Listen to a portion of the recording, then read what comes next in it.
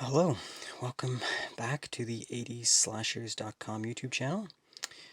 In today's video, we are going to review the 80 slasher Night School from 1981. Yeah, in this review, I'll first talk about the Blu-ray itself before I get into the film. So like I said, this is a 1981 release. The Blu-ray itself is released by the Warner Brothers Archive Collection. Now, this is one of those manufactured on demand Blu-rays. So yeah, when this is one I've put off buying for quite some time because I kept seeing that and I just wasn't sure. To be honest, I wasn't sure what that exactly meant. Manufactured on demand. I don't know if it was like a cheap burned on disc kind of thing. But I bought it from like a reputable online dealer. So anyway, I finally pulled the trigger, and I'm happy I did. This looks exactly like a regular release. I can't tell any difference. The packaging is nice, solid packaging. Yeah,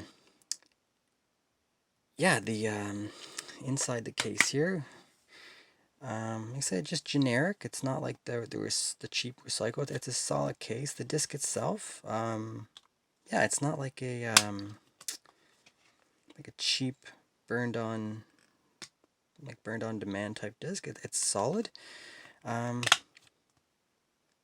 yeah, and in terms of the picture quality, it looks great. It sounds great. It's yeah, it's great. Now the only thing, as you can see on the back here,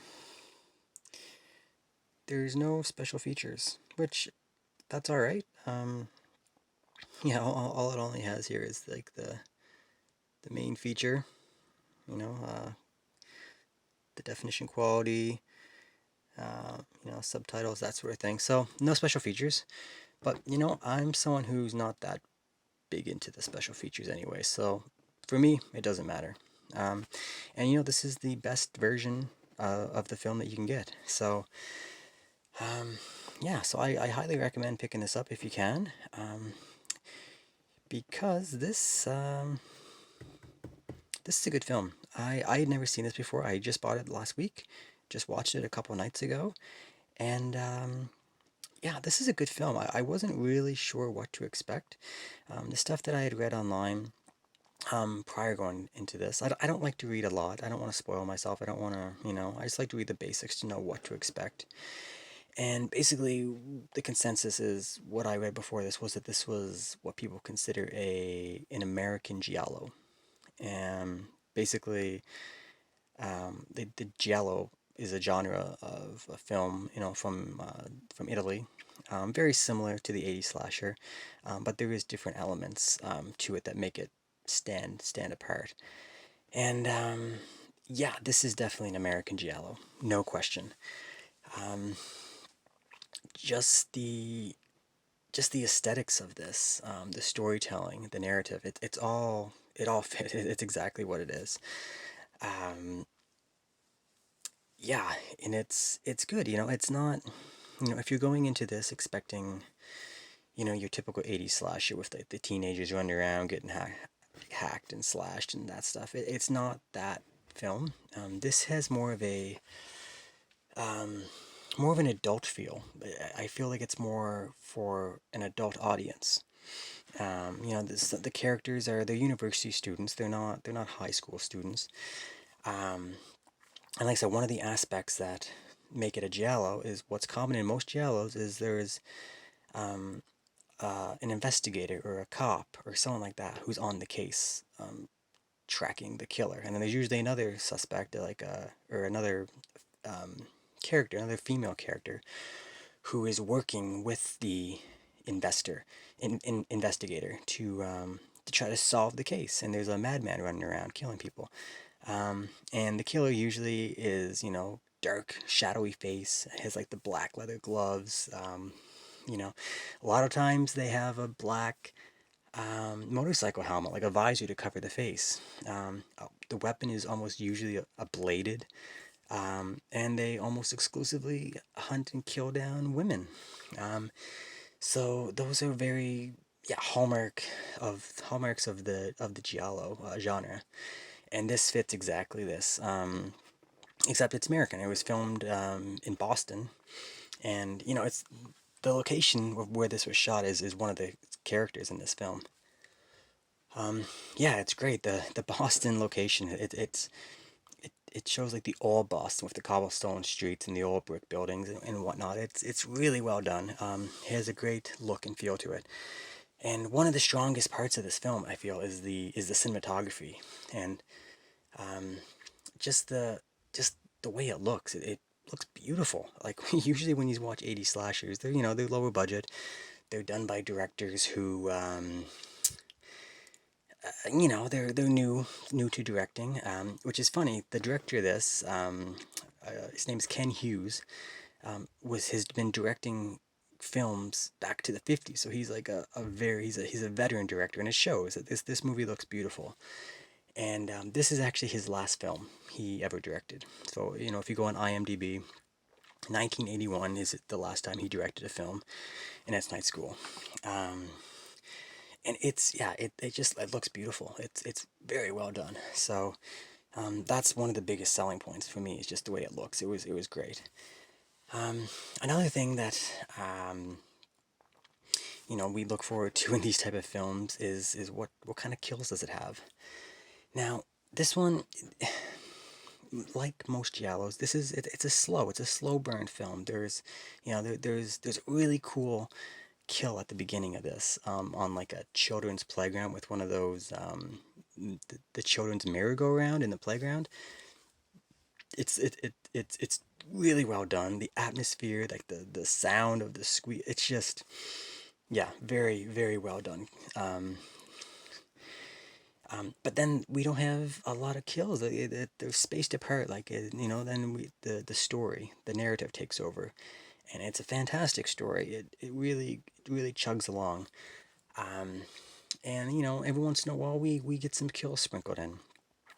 The kills themselves, they're most of them are off screen.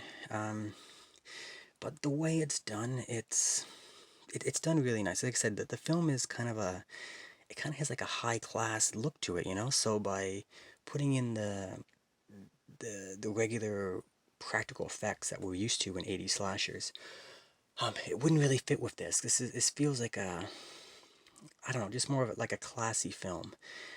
So yeah, the kills are off screen, but then it shows the after effects. And by the way, the after effects is decapitations. Almost every kill in this involves a decapitation, and it shows the heads a little bit. So it's um, yeah, in that sense, it's pretty unique. Yeah. So and there's a couple really cool ones. There's one at an aquarium, um, in like a big tank of water, which is really cool. Like I said, the playground one at the beginning of the film was really cool. Um, and there was really there's one that takes place near the end. I don't want to get into too many spoilers, but it just basically, like I said, decapitation.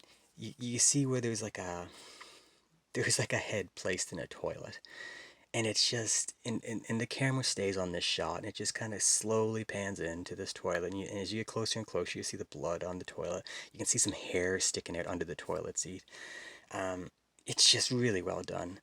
um, so yeah, this one, like I said, even though the kills are off screen and there's not a lot of them, the kills that it does have are great. They're very well done, and they're incorporated into the film to make it just blend nicely. It's not a cheesy stock and slash type film. It's just not what it is. Um, yeah, but the one thing it does have is the killer is fantastic. Every time it shows the killer on screen, they are in a um, like a full motorcycle outfit, like all black leather with the black gloves and a black motorcycle helmet. It just has a fantastic look. Again, very giallo. Very, if you're familiar with the giallo genre, it's very, yeah, it's exactly what they were going for. But it looks great, and the weapon of choice, um, it's not a machete. I think it's like the machete curves one way, and this one curves the other way. I think it's like a Kukrit or Ku. I'm not from. It's a Ku. Yeah, it's a really cool weapon. It's a big, sharp bladed weapon, and the killer like drags it across stuff to make noise, and it's very menacing and very stalking. There's a couple scenes of the killer like hunting the prey, and you see in the background just like the following the hunt, the chase, and it's yeah, it's really well done. Um, yeah, I enjoyed this film quite a bit. Um, the only issue I had with this, now this is, I watch a lot of 80s slashers. I've seen my fair share of Giallos. So maybe it's just me, but this film, very predictable. I figured it out, I don't know, within the first, I don't know, 30, 40 minutes. Again, it was maybe because I'm I'm familiar with this genre. Maybe people watching this back in 1981 had no idea.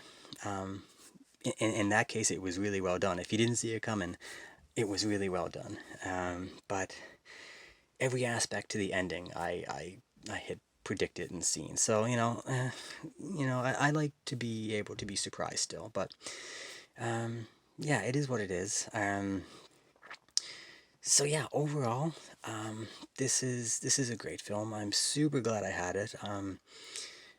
And yeah, anyone who hasn't seen Night School, like I said, I definitely recommend it. But just know what you're in for. This isn't your typical '80s slasher, a la Friday the 13th, Sleepaway Camp, The Burning, Slumber Party Massacre. It's not that type of film. It's more. Um, I was gonna say Pieces, but Pieces is, yeah, its own thing. But it has that the giallo feel. Like there's films like Schizoid. Like I said, and Pieces does have, if you take away the crazy over the top kills from Pieces, Pieces does have that giallo feel. So yeah, it's great. It fits right in perfectly with those films.